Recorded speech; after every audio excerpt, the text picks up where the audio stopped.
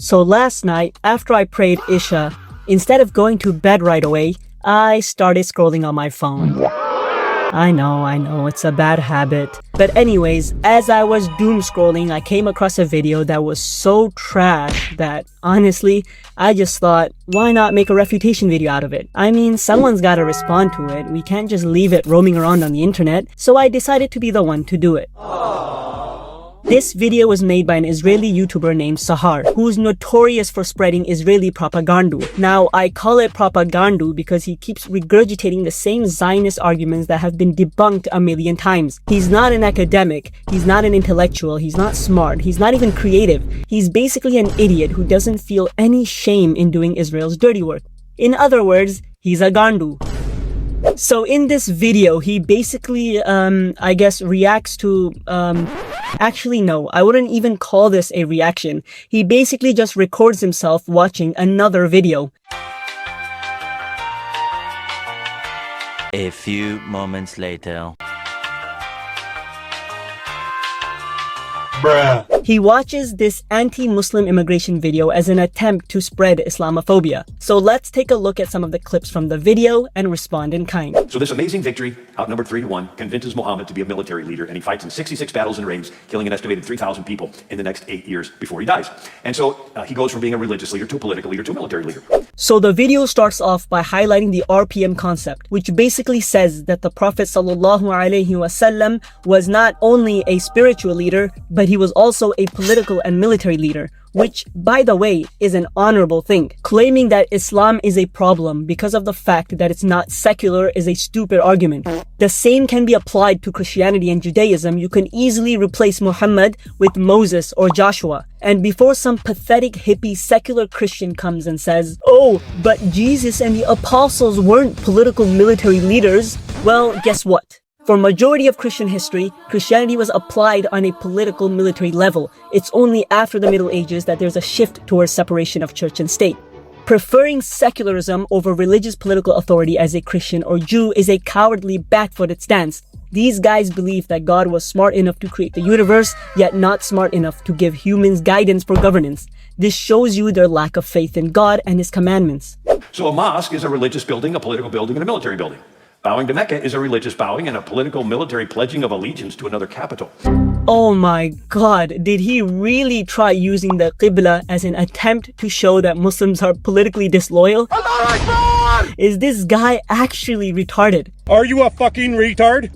Throughout Islamic history, Mecca has never been the capital for any caliphate except maybe Abdullah bin Zubair's caliphate, which only lasted like 10 years. So were the Muslims holding allegiance to a different capital during the Khulafa Rashidun period? Because during that time, Medina was the capital, and during Ali and Hassan's rule, Kufa became the capital. What about the Umayyad period? Because during that time, Damascus was the capital. What about the Abbasid period? Last time I checked, their capital was in Mecca, rather it was Baghdad. What about the Ottoman Empire? Was Mecca the capital, or was it Constantinople?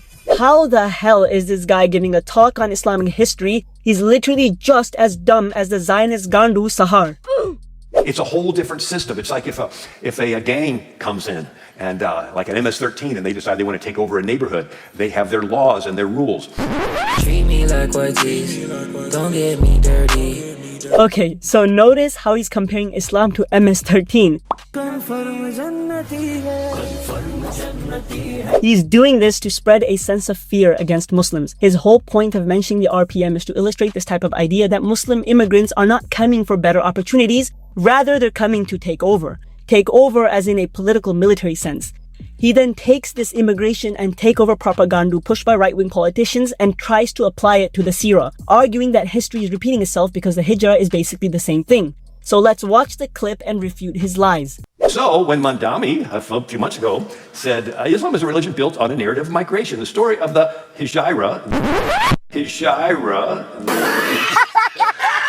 Hijrah? What the hell is Hijrah? Is this guy genuinely retarded? Bro, it says Hijrah in English, not in Arabic, in English. The story of the Hijrah reminds us that the Prophet Muhammad was a stranger too, who fled Mecca and was welcomed in Medina. It's immigrate, increase, eliminate. Immigrate into a host country as a religious refugee. Increase the number of your followers amongst the minority neighborhoods, and then you have random outbreaks of violence.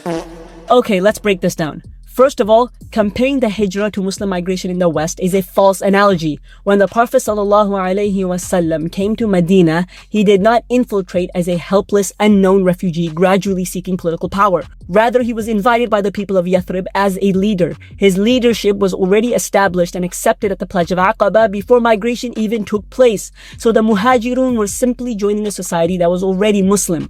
Now let's address the military aspect of Medina. You see, Medina in 7th century Arabia wasn't a modern nation state. It was a hostile environment built on tribalism. Your survival was dependent on the strength of your tribe. So if your tribe doesn't have a military, then you're cooked. When Islam came to Medina, it brought different tribes together and formed a super tribe which acted as a unified ummah. Other non-Muslim tribes, such as the Jewish ones, made agreements with the ummah and they all agreed on a constitution. If any Jewish tribe was attacked, the Muslims would defend them, and the same applied in reverse. But unfortunately, things didn't go that way. An outside enemy was persecuting the Muslims and confiscating their property, and at a crucial moment, like the Battle of Khandaq, some tribes broke their agreement and sided with that enemy. So to force this historical context onto a modern nation state shows your lack of historical integrity. His whole presentation is a hasty generalization which can easily be applied to the early Christians. Early Christians were persecuted by the Romans. Christianity later became the religion of the Roman Empire. Therefore, every Christian is secretly trying to convert the president to recreate a Christian empire. Sounds kind of stupid, right? Exactly. But do you know which group accurately represents immigrate, populate, dominate?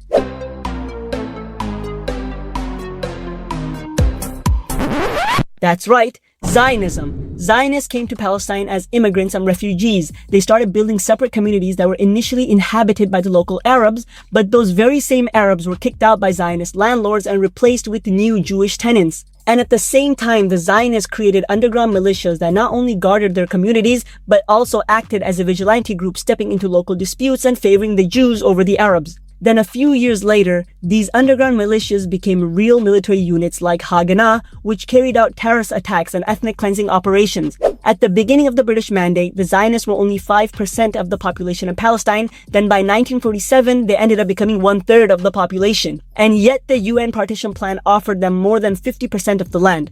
People like Ben-Gurion are perfect examples because he came as an immigrant, then became a leader of a military group that bombed innocent civilians. Then he later became the Prime Minister of Israel. This happened in less than 50 years. So if you want a good candidate for immigrate, populate, dominate, you should look at the history of Israel. But this Gandu doesn't have enough brain cells to do basic research. He doesn't even have enough brain cells to make a reaction video. All this idiot does is just record himself watching a video. He's not an academic. He's not an intellectual. He's not smart. He's not even creative. He's just a grade A Gandu. If you enjoyed this video, make sure to like, comment, and subscribe. Until next time, Assalamu alaikum. Palestina och krossa sionismen. Liebe